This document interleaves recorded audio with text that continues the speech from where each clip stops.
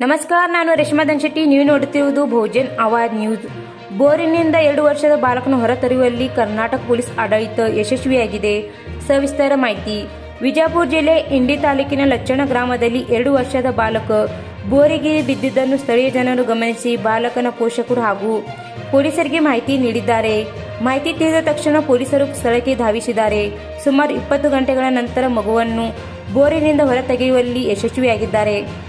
ನಂತರ ಹೆಚ್ಚಿನ ಚಿಕಿತ್ಸೆಗಾಗಿ ಸರ್ಕಾರಿ ಆಸ್ಪತ್ರೆಗೆ ರವಾನಿಸಲಾಗಿದೆ. ಇದರ ಸಲುವಾಗಿ ಕರ್ನಾಟಕ ಪೊಲೀಸ್ ಆಡಳಿತಕ್ಕೆ ಕರ್ನಾಟಕ ಮಾತ್ರವಲ್ಲ, ಇಡೀ ದೇಶವನ್ನೇ ಮೆಚ್ಚುಗೆ ವ್ಯಕ್ತಪಡಿಸಲಾಗುತ್ತಿದೆ.